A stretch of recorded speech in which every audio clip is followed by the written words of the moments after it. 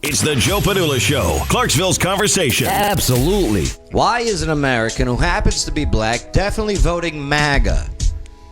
And does he get called names? Spit on? Even, I don't know, discriminated for his position? Eric Cornelius is now on the Joe Padula Show. Absolutely. Hey, make sure to subscribe, click like, leave your comments, and definitely help us out and share this video now. Spread the word. Not the virus. What's up, Eric? How you doing, brother? Good, good. Boom. You look good, man. Thank you. Thanks for joining us today. Thanks for inviting me. Well, you're a very well-spoken person, and for some reason, and I hear what they say. Oh, Trump's a racist. He's a sexist. He's this. He's that. All right. So why as a black dude, do you say that he's not? If you don't mind me asking. Well, there's so much meat on the bone on this topic. It's really kind of hard to parse it. But let's start with Trump, the racist. There's no evidence. So you're telling me that anybody that says something that you disagree with makes them a racist? Or is it only that if you say something against black people that makes them a racist? Well, what about the first claim that is made that he's a racist when some of the buildings that he owned about evicting black people from his buildings in New York? Yeah, I have I don't know anything about that. I'm not from New York. All right. Two, everybody who has known Trump over the last 30 some odd years, who's worked with him, he's done so many projects with people. Who has come forward and said, "Oh, while I was working with him, he did this"? Yeah, I've heard a bunch of those stories. I've also seen the pictures of Jesse Jackson, Al Sharpton. No, I'm saying who's come back and said something negative, that, "Oh yeah, working with Trump was horrible." No, rappers, other business magnates, moguls, all that kind of stuff. So now all of a sudden, kind of like the Kavanaugh thing, 40 years later, all of a sudden, Houston, we have a problem. Oh, I see what you're saying. Yeah, this is pretty simple. Yeah. You know it. Everybody in this room knows it. He ran as a Democrat against the next heir apparent. I mean, he ran against a Democrat, Hillary Clinton. All right. Trump was a Democrat. You can't do business in New York if you're not a Democrat. Come on. Yeah, that's a good point. You can't build anything. All right, because if you're going to go ahead and grease the palms of everybody in line, to build something, that's the process. That's New York. Is building a wall racist? No. How not? Well, Emperor Hadrian built the wall to keep the barbarians on the other side in Britain. Calling them barbarians, is that racist? If you act like a barbarian, you get called one. If you look like a monkey, I'm going to call you a monkey. I don't give a damn what color you are. Yeah, calling someone a monkey is not racist? Nope. No. When you were in the Army, Joe, wasn't everybody called a monkey? Well, not I. I was top notch. I thought you were called Cone Boy. Yeah, Cone Boy. That was different, though. Hey, don't bring that up. Don't bring up Cone Boy. No, look, I come from a different culture, though, and so you're you're talking black and white. Right. I don't talk black and white. I talk culture. I'm an American. I was born in this country. Right. I spent over 20 years in the Army. I've been to over 60 countries. I spent a lot of time in group. I spent a lot of time at 3-letter agencies. You get to see people. You get to see the world. My dad, 30-year career military. My grandfather, my great-grandfather, all military. So our culture is that of Americans of all colors. I don't care about your color. I care about culture. So if you don't like this country, go away.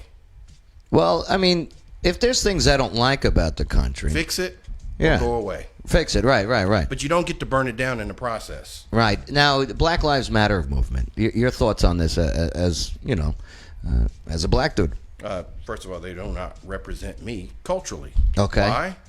One, they want to destroy the nuclear family. I have children, grandchildren. I'm married. All right. Why would I want to destroy the nuclear family? Well, they say that is racism, or that is. This is what the LGBT community is saying, that Black Lives Matter, that organization matters because it it pushes their agenda. Have it got shut down from Facebook yet?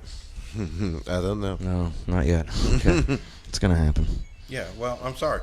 The squeaky wheel always gets the grease, and that's what's happening. You're seeing people who they have their life, and they don't just want to live their life.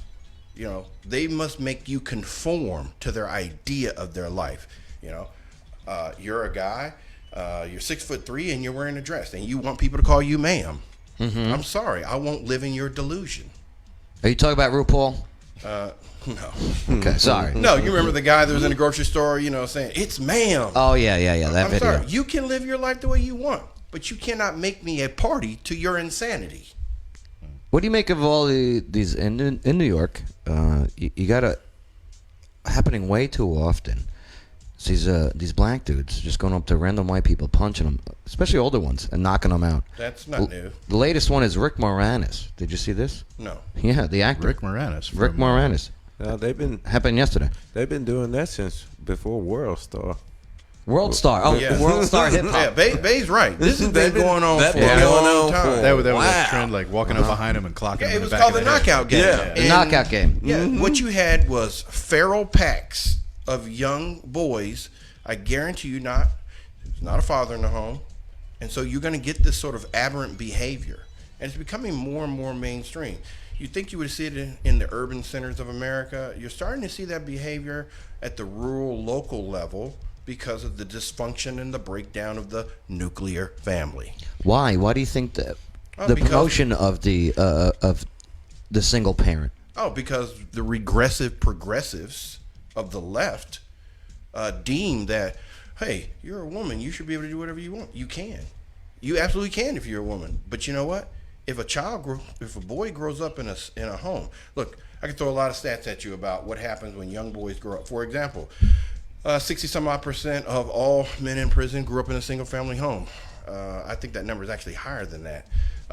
Drug use, every single category of drug crime happens at a higher level when the boy does not have a father in the home. Why do you think that is?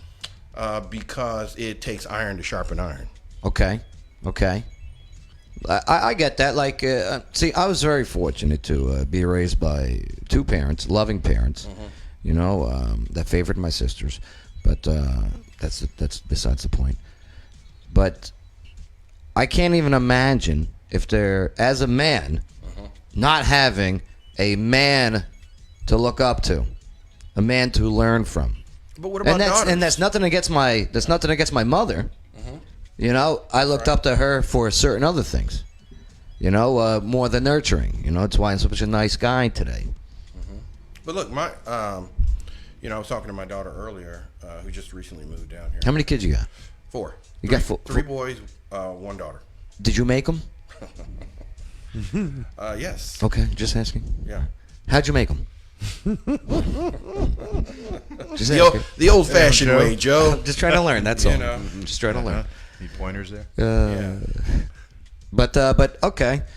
Now, What my point was, daughters need fathers as well. yes, agreed. Because they need to be able to look out into the world and say, this man emulates behavior patterns that are like my father's. They don't want to marry their father, but they want to marry a man that has similar traits of a good father, right? Because, look, we live in a dangerous world. We live in a crazy world. Unless you're some very unrealistic person, you're okay with marrying some guy who couldn't fight his way out of a plastic bag, all right? But you know what that is? That's borderline feminism, where you don't even care about any of the realities of the world. I'm a feminist and I can do whatever I want. And men who support feminism, well, you know what? Go ahead and put your panties on. Tell your woman how your mangina feels. Those people are ridiculous. Who the nuclear family is why this country is in the problem that it is. Look, I support women. I support women. Right. But I support women on the Supreme Court, police Right. officers in Right. every area. That's not what I'm talking about. Right. Our children are becoming the experiment that we don't want. You talked about realities of the world. Do you think maybe one of the reasons why we as Americans seem to be experiencing this kind of stuff worse than anybody else in the world is because we've got it so good here that these harsh realities of life are actually at arm's length for most of us. Well, Like we're insulated from a lot of the real issues, the real problems that the rest of the That's- world still deals with. that's the thing. A lot of parents keep their kids sheltered. Like, their parents be like, telling them lies. No, I don't drink. But they go out and drink at the club, but they won't drink in front of the kids. And then when the kids grow up and find out, oh, so the whole time you were lying to me. So what else have you been lying to me about? And you get raised on lying. Yeah, Right. You get raised to lie. I don't get that.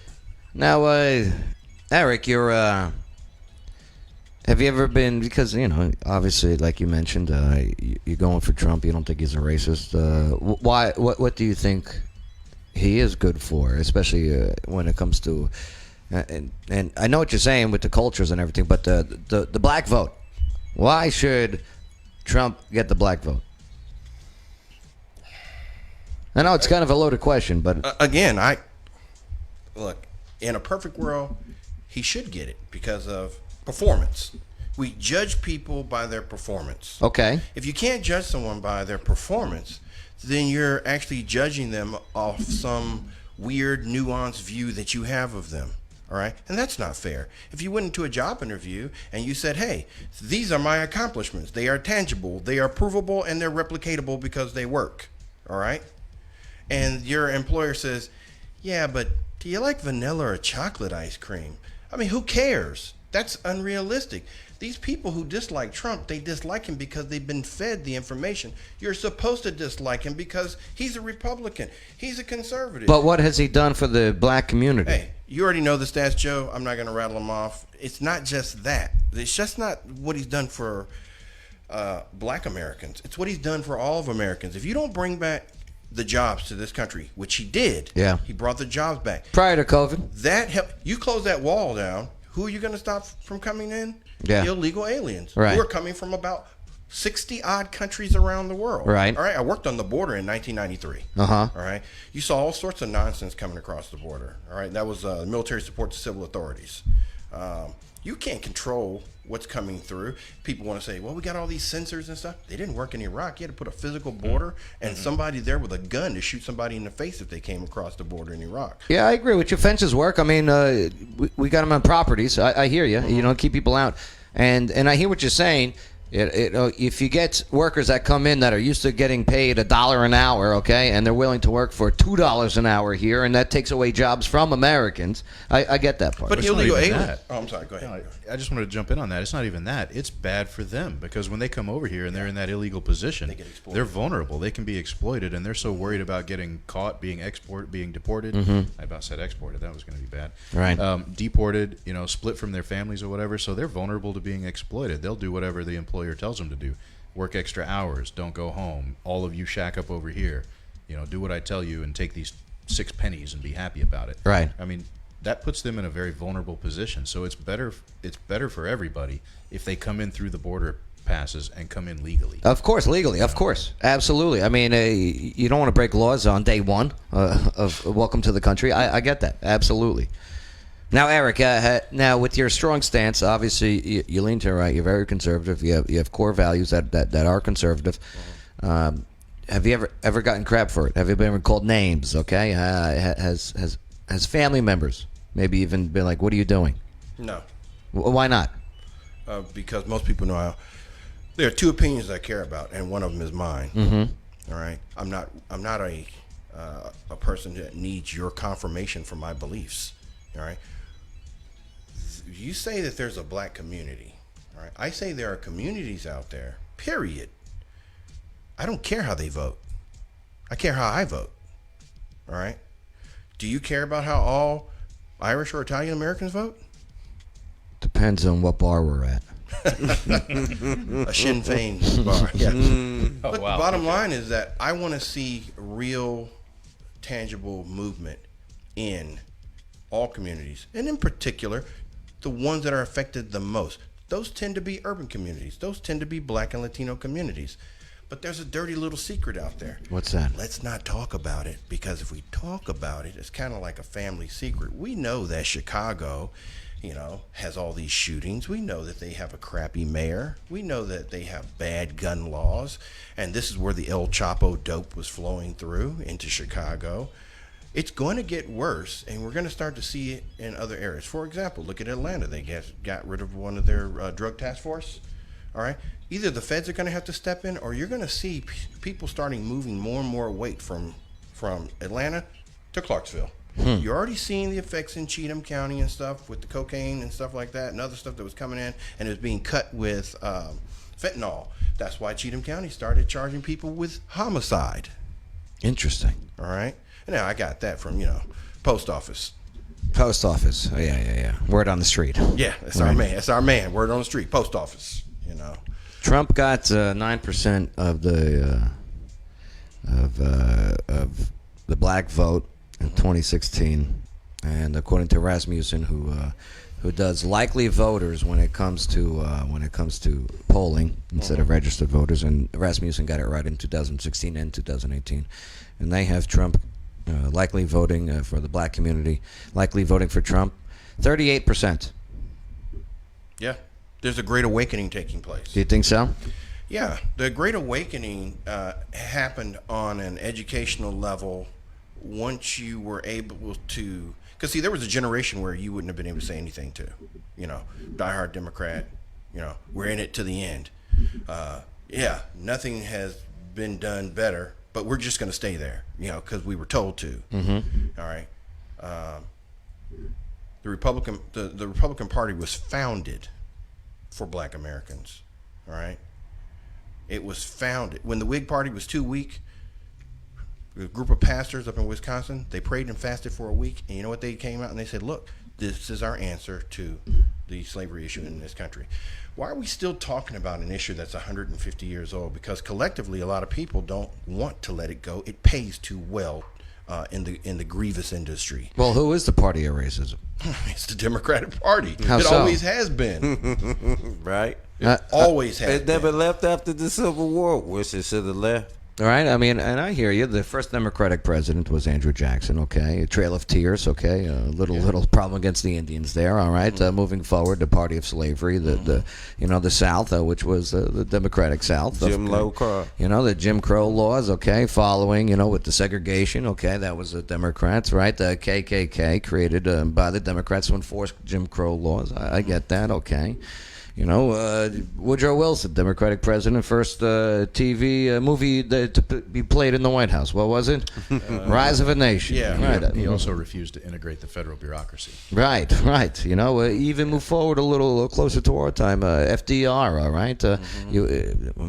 I hear internment camps and concentration camps at the border. Well, we had actual concentration camps here in the U.S. in Colorado, where Japanese Americans and Italian Americans Let's were not call put them in. concentration camps. Those were internment camps. And Internment camps, absolutely. Internment camps are a little bit different. Absolutely. Stuff, Right. And The But, connotations are different. But it was nonetheless signed by FDR. Sure, right? sure. A Democrat, and then they want to say, well, LBJ, that's not Spanish for something disgusting, but Lyndon Baines Johnson, the Civil Rights Act, okay, of '64. Well, look, see, that's when it all changed because the Democrats signed it. Which is a guy who said, quote unquote, and they got this. I'll have those N-words voting Democrat for 100 years. Right. Yeah, but in 1951, when Eisenhower was trying to pass the Civil Rights Act and stuff like that, Right. he was thwarted at every turn. Yeah. He had weak Republicans and stalwart Democrats, and it just wasn't going to happen in his watch. But then. The 1960s, look, you got the war in Vietnam in full swing. You've got a counterculture movement taking place in the college campuses across the nation. And here is where you saw classic liberalism and modern progressive liberalism split. Yeah. All right. And so actually a little bit before that, but what did classic liberalism become? Conservatism. All right. So the progressives of the left, they had their heyday in the 60s. Guess what? The children of today who are listening to these people are their professors, and they were in the 60s, and that was their experimental period, and they couldn't destroy America then, so they're going to do it through the next generation. That's what I keep telling people when they ask me where I stand politically and why they think that I'm far to the right. It's like, no, I've always been pretty much right here. I lean right. I'm a Republican. I'm to the right, but it's the left has dragged that Overton window so far to the left. Those progressives have diverged from classic liberalism so far that I haven't moved. I've been here the whole time, but the window shifted, and now all of a sudden I'm way further to the right than they are to the left. That's only an appearance. That's only an appearance because if you think about it, I didn't move. right? Name me one right-wing terrorist group. Well, they would say you're Proud Boys. They would be wrong. I know, because they're not a terrorist group, And they've not been. First of all, you must be designated a terrorist group. It's a legal designation. All right. Right. And just because you think it isn't so. So for those people that want to call the Proud Boys a terrorist group, wait your turn. It hasn't happened because they've not done anything of a terroristic nature. I can't believe Biden even brought that up at the debates because I mean. Oh, and by the way, the Southern Poverty Law Center Yeah. is not a government institution. All right. It is a left-leaning organization that is really just a money trap. And over the last 30 years, what have they done? Every time they said well, we're going to collect $600,000, just enough so that we can step on the KKK. Then once they reached $12 million, they said, we're going to go to $100 million. Now they're over $1 billion, and they're saying, well, we'll just kind of keep going. So the Southern Poverty Law Center makes a lot of money, and they designate. I don't even know who they are. You want to field it? SPLC is you could call them kind of a think tank. Okay. They call themselves a think tank. They evaluate laws, policies, regulations. They've been doing it for the last 20, 25 years, give or take. Sounds like the ACLU a little bit. Kind of. Okay. They don't do a lot of, as far as I know, they don't do a lot of direct hiring of attorneys to help people out in cases, but they do a lot of evaluation of policies. They write a lot of reports, and they do a lot of endorsements or slamming people. Now, they will sue. They give scorecards, report cards on politicians and policies and things like that. They'll endorse, or they'll say, this person has a long track record of being anti this or that. But they typically fall in on the race baiting kind of stuff, and that's their wheelhouse. That's what they do. So people use their, kind of their scorecard to say whether a group is racist or not. And again, it's the most overused term in America. Last time I checked, there's only one race in this country or on this planet, and that's the human race. We vary by shades and differences, but really, most people are tribal. We're separated by our cultural traits and stuff. You and I both know that the vast majority of people, and you as well, if you were in the United States Army, that's your tribe. That's right. Doesn't matter what color. No, we got a tribe. Right. It matter what unit we were with. Right. Right. And you know what? Let Antifa and all those other groups that have terroristic natures, they're going to find out what kind of tribe it really is. Well, if governors would let the request of military backing to come in, such as National Guard. Guess what? What army came in and fixed the British problem? The American citizen. That's right. All right. Everything can't be fixed by the government, not even the United States military. There are 22 million veterans in this country. That makes it the largest standing army in the world. All right. What I'm saying is that we as American citizens, we should be the ones dictating policy by the people that we elect. But what happens? We elect people, and then they get up there and they don't do what they're supposed to do. Now, I would like to actually use a couple of names in this town, but I'm going to be nice today and not name him. Well, speaking of those names, I'm not going to do it today. Let's find out about a candidate running for City Council Ward 9. There you go. Brad Morrow. That's right. Who is the City Council candidate preaching Morrow for tomorrow? Eric, appreciate your honesty and your ability not to hold back. Well, I think you know me well enough, Joe, that I actually don't really care what other people think. Okay, that's good. I'm learning that too. Right on, man. It's the Joe Padula Show. Bada bing. Clarksville's conversation.